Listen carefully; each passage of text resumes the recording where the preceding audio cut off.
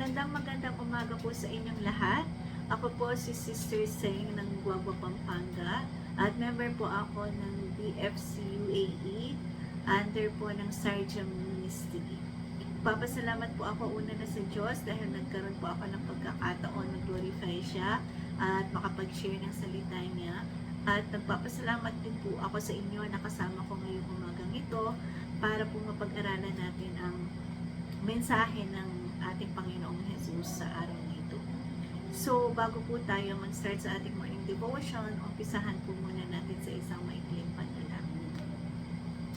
O sige po, samahan niyo po akong mag-pray. Hallelujah, Father God in heaven, in the name of your Son Jesus, we bow our heads to you with humbleness. We lift our morning devotion for today, and we ask your Holy Spirit to guide us and help us understand your message to us this morning. And God, thank you for giving us a brand new day, and may this day the best day for all of us. In Jesus' name, this is our prayer. Amen. Ang scripture po natin for today ay matatagpuan po natin sa Proverbs 3 verses 5 and 6. Sa Tagalog po, mga kawikaan, chapter 3 verses 5 and 6. So, babasahin ko po sa Tagalog at the same time, babasahin ko rin po siya sa English. Mga kawikaan, chapter 3, verses 5 and 6. Magtiwala ka ng buong puso sa Panginoon at huwag kang manalig sa iyong sariling karunungan. Alalahanin mo ang Panginoon sa lahat ng iyong ginagawa at ituturo niya sa iyo ang tamang landas. Ang salita ng Diyos version po yun. Babasahin ko naman po sa English, Proverbs 3:5-6, New King James Version po. Trust in the Lord with all your heart and lean not in your own understanding. In all your ways, always acknowledge Him, and He shall direct your path. Ulitin ko po, in all your ways, acknowledge Him, and He shall direct your path. Ayan. Madalas po, nagre-reason out tayo.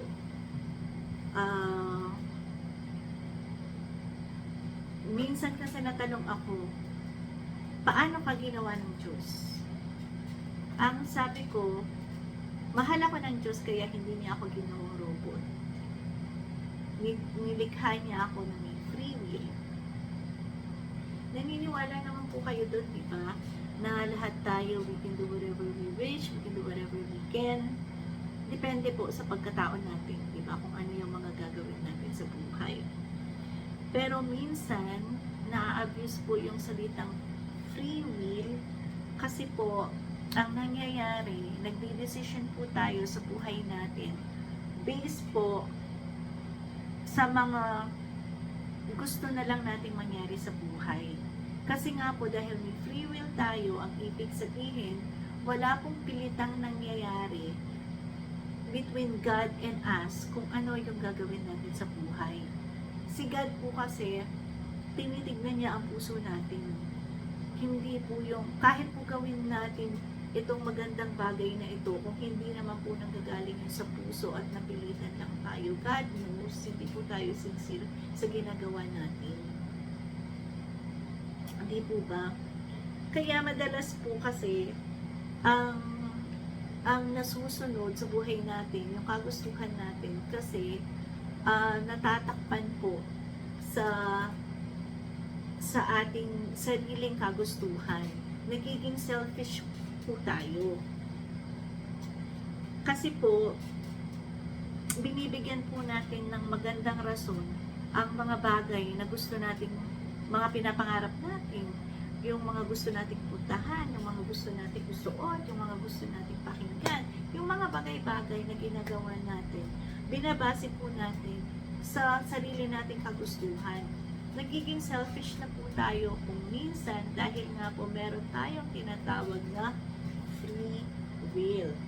Minsan, hindi na po natin nakukonsider na meron tayong God at meron siyang mga salita na dapat nating kapitan sa buhay natin. Kasi ang nangyayari, the final say of what we do, the final say of what we say, the final say of our decision ay tayo. This is my final say. This is my decision. Hindi nakakalimutan na po natin yung will of God. Paano nga po ba natin malalaman yung will of God? Kailangan po ang mga ginagawa natin naka-align sa salita ng Diyos. Amen po ba? Kung natatandaan niyo po, si Sarah at saka si Abraham, yung mag-asawa, na ang dasal nila ay magkaroon ng sariling anak. Nagpadala po ng angel si God para sabihin sa kanila na bibigyan sila ng anak ni God.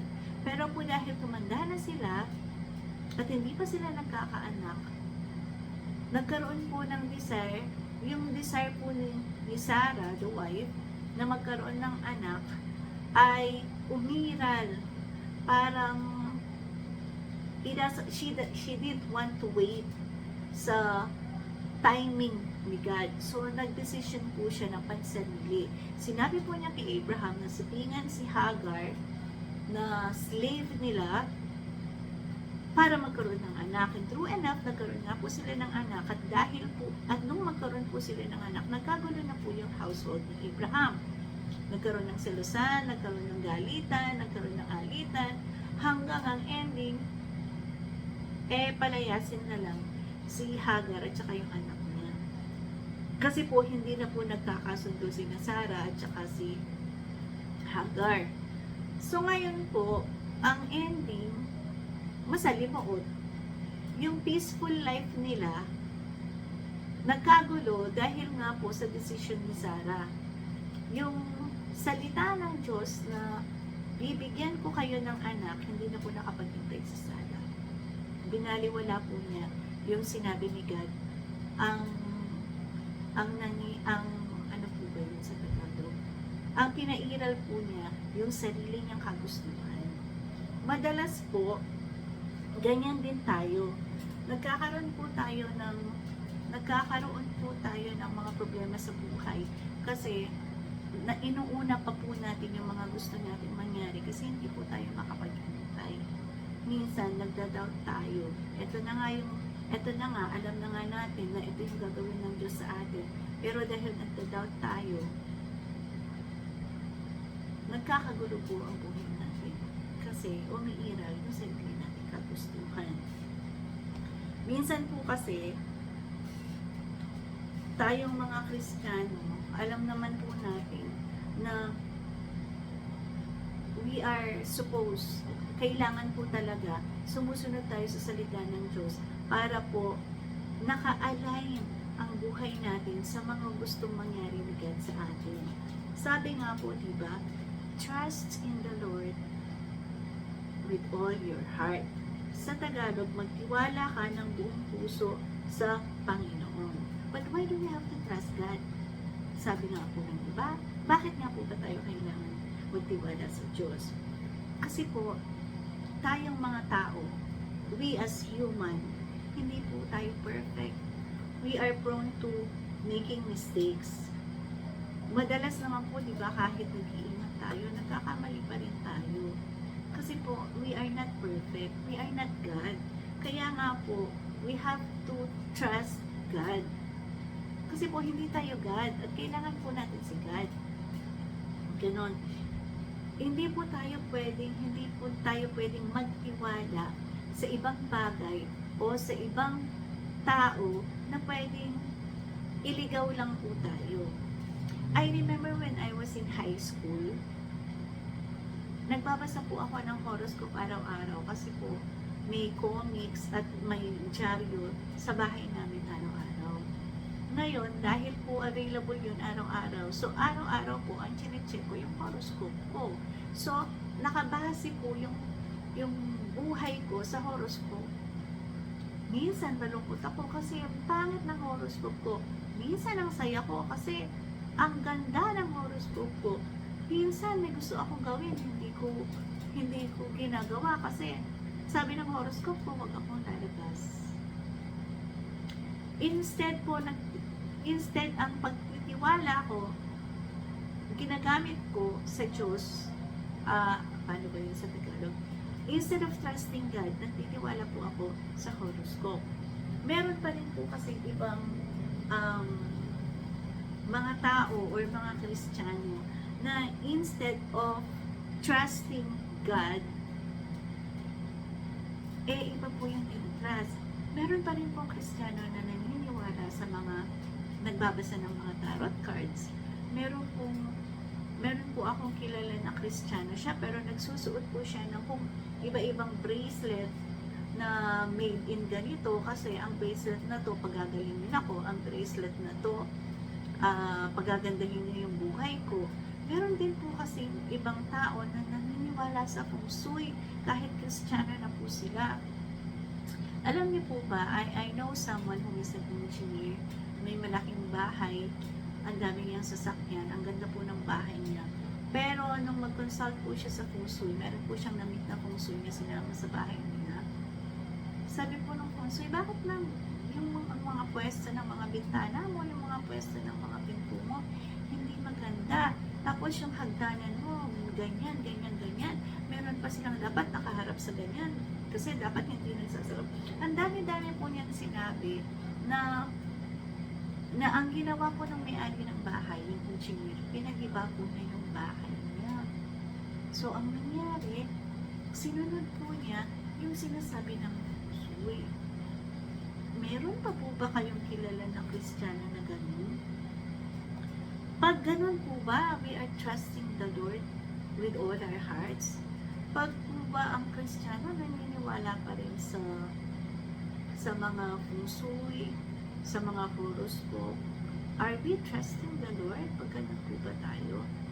Meron pa po, di ba, yung mga naniniwala sa mga pamahiin, yung huwag kang magwawalis ng gabi. Kahit ang dumi-dumi na tuloy, hindi ka pa nagwawalis kasi tinatapon mo raw yung swerte. Bukas ka na lang daw magwalis. So kahit madumi, huwag kang maglinis ng bahay kasi gabi na. Yung alam niyo po ba yung ganun? Kasi po, ganun yung lola ko nung buhay siya. Minsan sinasabi ko sa lola ko, naku lola, kung ganun pala, ilagay mo sa altar itong walis mo. May ano pala, may kayang gawin pala ang itong walis sa buhay mo. Tapos pagagalitan po ako ng lola ko, ganun. Tama po ba ako? Meron po ba kayong kilala na ganun? Are we trusting the Lord with all our hearts? Sabi po sa Bible, meron po akong babasahin sa inyo sa Book of Psalm, chapter 37 verse 5. Ang sabi po, commit your way to the Lord, trust Him, and He will act. Sa Tagalog, ipagkatiwala mo sa Panginoon ang lahat ng iyong ginagawa, magtiwala ka sa Kanya at tutulungan ka niya. So, malinaw po, di ba? When we trust the Lord, we commit to the Lord. We trust Him. Bakit po kailangan tayong magtiwala sa Diyos? Kasi po, ang gagawin niya sa buhay natin, tutulungan niya tayo pag pinagkatiwala natin ang buhay natin sa Kanya. Hindi po tayo kayang tulungan ng horoscope, ng feng shui, ng mga tarot card, ng mga pamahiin, o anumang tradisyon. Kaya when we trust the Lord, we have to trust the Word of God. Hindi po ibang bagay, hindi po ibang tao. So, yun po ba? Ano pa po yung kasunod ng trust in the Lord with all your heart? And lean not on your own understanding. Sa Tagalog, at huwag kang manalig sa sariling karunungan. So, ano po ang ibig sabihin ng sariling karunungan? Yung binabase po natin sa alam natin. I remember, nung college po ako, sumagot po ako, nasa subject po kami ng law. May tinanong po yung teacher ko sa law. So, tumayo po ako nung tinawag niya yung pangalan ko. Ang sagot ko po ganito, I think it is not right na gawin ito ng isang tao, ganyan-ganyan, kasi may karapatan siyang ganyan-ganyan. Tapos, ang tanong po sa akin ng professor, Ang sabi po sa akin ng professor, Miss Makaspak, sabi po niya, it's not what you think. It's what the law says. Na kahit ano pa yung nasa isip mo, kung hindi yan ang sinasabi ng batas, hindi yan ang sinasabi ng law, pues, hindi ka tama at hindi ka magiging tama. We have to follow what the law says. Kung legal ang pinag-uusapan, we have to base it on the law. It's not what you think. Ganun po yung ibig sabihin ng huwag kang manalig sa sarili mong karunungan. Hindi po yung kung ano yung palagay natin. Hindi po yung ano yung akala natin. Hindi po ganun.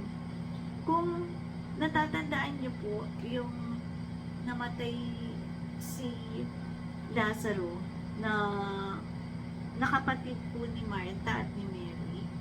Di po ba si Lazarus, best friend po yan ni Jesus? Tapos, nung nagkasakit si Lazarus, wala po si Jesus, nasa ibang bayan. Tapos, nung pumunta na po siya kay Lazaro, patay na po si Lazaro ng 4 days. Sinumpatan po siya nung dalawang kapatid ni Lazarus, ng si Martha at saka si Mary. Ang sabi po nila, bakit ngayon ka nang dumating? Wala na siya, patay na siya. Tapos inulit pa, isang beses pa, kung maaga ka nang dumating, hindi sana siya namatay. Inulit pa rin. So, 3 beses po nilang sinabihan si Jesus na bakit ka late? Bakit ngayon ka lang dumating? Bakit nung sinabihan kita, hindi ka agad pumunta? It's too late. At 3 beses din po sila, at ilang beses din po silang sinabihan ni Jesus na, ano po ba yung sinabi ni Jesus sa kanila? Ako ang bumubuhay sa mga namatay, at ako rin ang nagbibigay ng buhay sa mga sumasampalataya sa akin. Kahit mamatay, di muling mabubuhay. Yan po yung sabi ni Jesus. Nakikinig po ba sila? Hindi po eh. Kasi sa pagkakaalam nila, patay na si Lazaro. At patay na siya. It's too late. Wala na. Pero ang sinasabi naman po ni Jesus, bumubuhay ako ng patay. Dahil ako ang Diyos na nagbibigay ng buhay. Hindi po ba sinabi ni Jesus? Yung true enough. Kahit ayaw pong ipaalis ng magkapatid yung bato na nakatakip dun sa pulpul ng kapatid nila na namatay na 4 na araw na. Sabi pa rin ni Jesus na tanggalin niyo yung bato. At nung tanggalin yung bato, tinawag niya si Lazarus at bumangon si Lazaro. Di po ba? So, again, let's go back dun sa verse na sinasabing huwag kang manalig sa sarili mo, huwag kang manalig sa iyong sariling karunungan, and lean not on your own understanding. Parang kung to cut it short, ang ibig sabihin po nito, we have to have faith.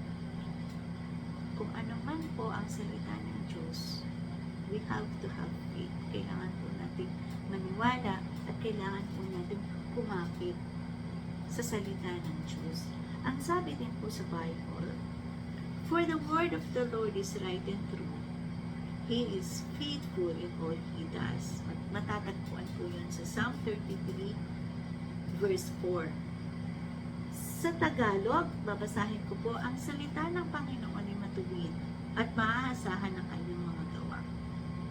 Amen po ba? So, kahit ano po yung nararamdaman natin, kahit anong klaseng emotion po tayo, at kahit anong klaseng palagay o akala or whatever, wag po nating ipilit yun. We have to rely on the Word of God because the Word of God is right and the Word of God is true.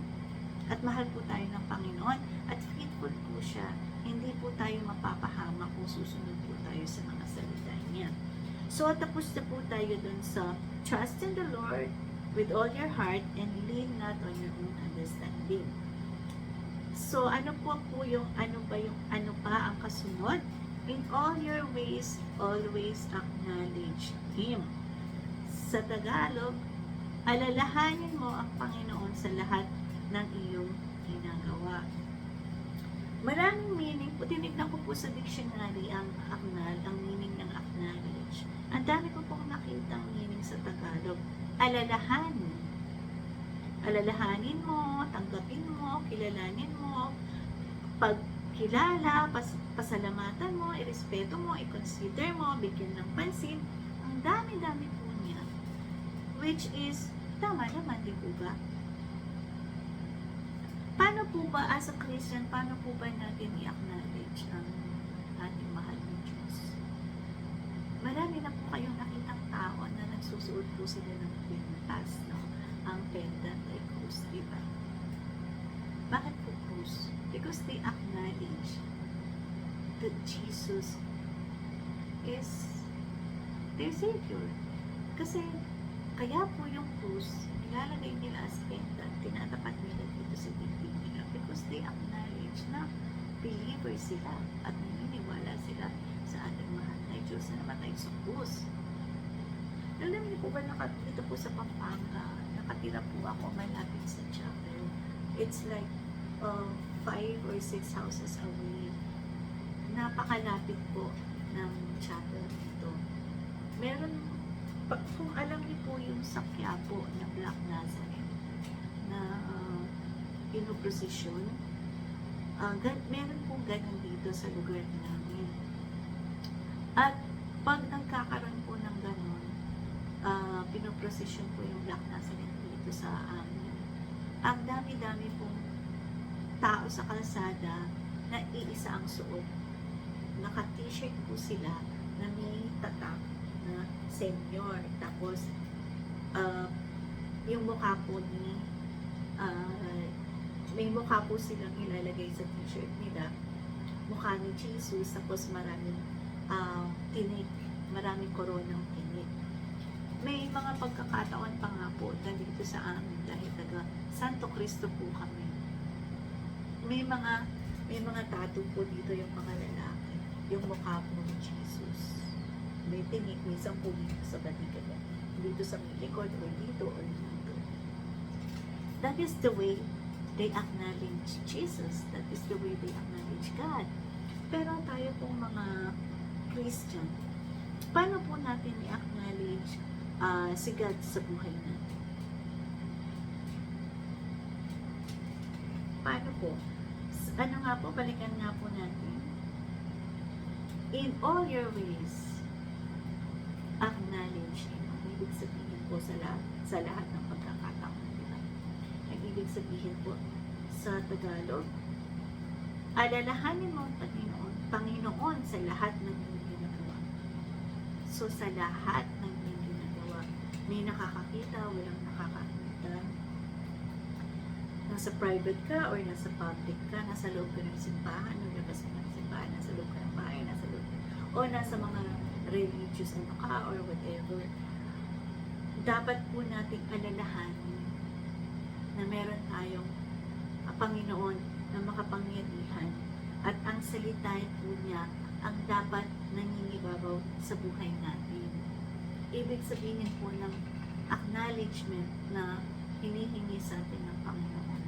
Hindi po yung pagpapatato or magdala or maglagay ka ng mukha ni Jesus sa t-shirt mo or lumakad ka ng may tattoo ka dito or may cross ka dito. I'm not saying it is bad na magsuot ka ng pendant na cross. I'm saying ang gusto pong acknowledgement ni God ay yung sa lahat ng bagay na ginagawa mo, you have to make sure na naka-align po yun sa mga salita niya. Kailangan po nating alalahanin lagi na ang salita ng Diyos ay totoo, ang mga salita ng Diyos ay tama, kaya lagi po nating alalahanin at sundin ang mga salita niya. Let's be obedient to the word. Whether may nakakakita or walang nakakakita, sa lahat ng bagay na gagawin natin, sasabihin natin, desisyonin natin, kailangan po naka-align sa mga salita ng Diyos.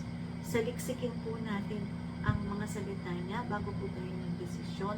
mag-pray po tayo, humingi po tayo ng wisdom, humingi po tayo ng guidance, humingi po tayo ng karunungan from the Holy Spirit para po ma-discern natin kung ano yung will ni God. Yun po yung sinasabi sa Bible na alalahanin mo ang Panginoon sa lahat ng iyong ginagawa. In all your ways, always acknowledge Him. Ano pa po yung kasunod? In all your ways, always acknowledge Him.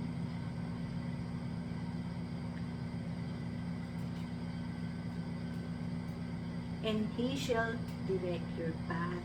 Bago po tayo dun sa last stanza ng scripture na babasahin natin, na pag-aaralan natin, meron po akong babasahin sa inyo, which is Matthew 6:33. Ang sabi po, but seek first His kingdom and His righteousness, and all these things shall be added unto you. Kaya unahin nyo na mapagbilang sa karihan ng Diyos at ang pagsunod sa kanyang kalooban, ibibigay niya lahat ng iyong pangangailangan. So, ang ibig sabihin, if you want to do something, kung kailangan natin magdesisyon, anumang bagay ito, in everything, in anything, everywhere, sa lahat ng pagkakataon, pag meron po tayong gustong gawin, kailangan po natin saliksikin. We have to seek the Word of God. Seek the kingdom of God. Hanapin po muna natin sa puso natin ang ating Panginoon. Saliksikin po natin ang kanyang mga salita. Lumapit po tayo sa Kanya. Mag-pray po muna tayo sa Kanya para lahat po ng pangangailangan natin, i-equip po niya tayo, kukumpletuhin po niya kung ano yung pangangailangan natin. At ang resulta, for sure, dahil galing po sa Kanya at naaayon sa salita niya, ang resulta will glorify Him, and at the same time, mapapabuti po tayo. Amen po ba? At ano pa po yung last? And He shall direct your path. At ituturo niya sa iyo ang tamang landas. Ang ganda, di po ba? Pag si God, tinuro niya sa atin kung saan tayo pupunta, kung paano natin gagawin. Ang ibig sabihin po doon, itatama niya lahat ang parang He will fix everything for us. Kasi yun ang gusto niyang gawin natin. Kung pag sinabi ni God na dumaan ka doon, ang ibig sabihin nun, sa kalasadang yun, hindi ka mapapahamak. Tatanggalin niya yung mga kaaway doon, tatanggalin niya yung mga kapahamakan doon, lahat ng binigay ng kalaban para harangin yung magandang layunin natin. Tatanggalin lahat ni God yun. Kasi, inilagay tayo ni God doon. So, dahil will ni God yun, magsisilbing road to success. Parang, meron po akong laging nilalagay sa social media ko.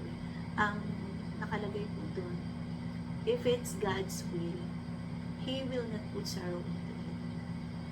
Pag will ni God po ang ginagawa natin, hindi po tayo mapapahamak, hindi po tayo masasaktan.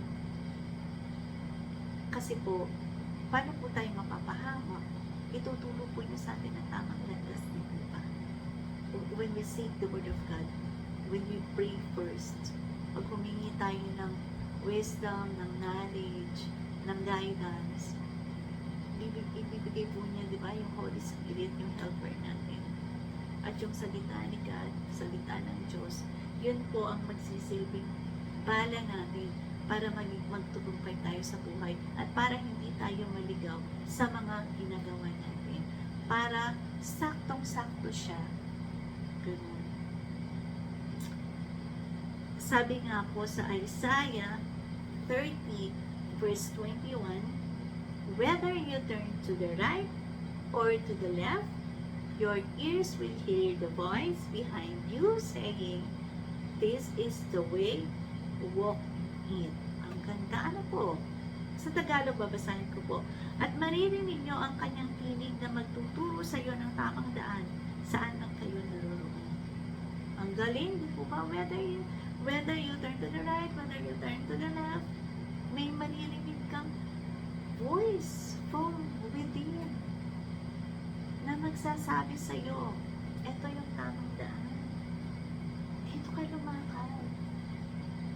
Ganun po, di ba? Ang ganda. He shall direct your path. So, ulitin nga po natin. Trust in the Lord with all your heart and lean not on your own understanding. In all your ways, always acknowledge Him and He will direct your path. Di po ba? Alam niyo po ba, when I became a Christian, this is one of my favorite verse na talagang memorize ko. Trust in the Lord with all your heart. Mahalin mo, magtiwala ka ng buong puso sa Panginoon. And lean not on your own understanding. Hindi yung akala mo. It's not what you think. It's what the Word is saying. It's what God is saying. And lean not on your own understanding. In all your ways, always acknowledge Him. Sa lahat ng pagkakataon, saliksikin mo muna ang salita ng Diyos kung tama yung gagawin mo, kung tama yung sasabihin mo, kung tama yung pupuntahan mo. Pray. Ask the Holy Spirit to guide you. Helper po natin.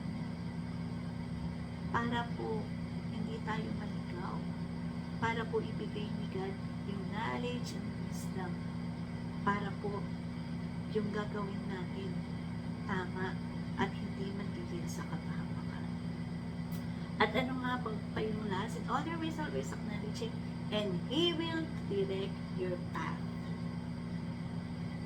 Sabi nga po, whether you turn to the left, whether you turn to the right, your ears will hear a voice saying, this is the way, walk. Ang ganda din po ba? So, pag bulay-bulayan po nyo yung ating scripture for today, at sana po na-enlighten po kayo kahit papano sa ating napag-aralan for today. And I'm encouraging po everyone and inspiring everyone na gawin niyo po sandata yung scripture na to. I-memorize niyo po. Ilagay po niyo sa puso niyo pag bulabulayin niyo.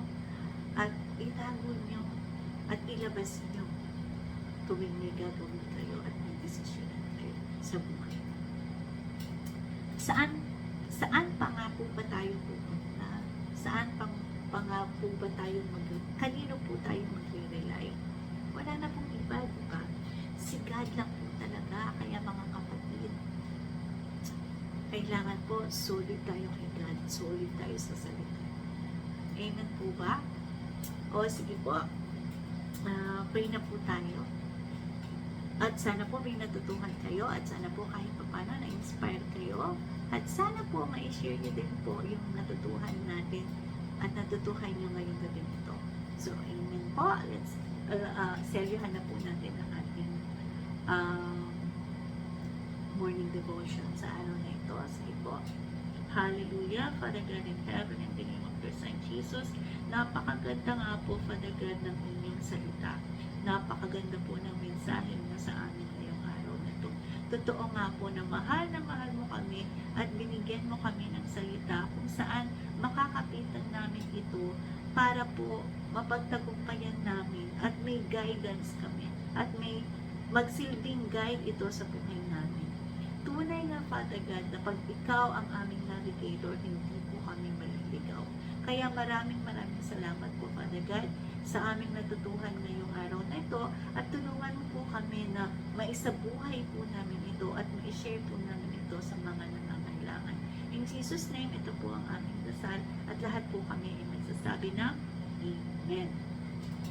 O sige po mga kapatid, hanggang sa susunod po, mahal ko po kayong lahat. See you next time.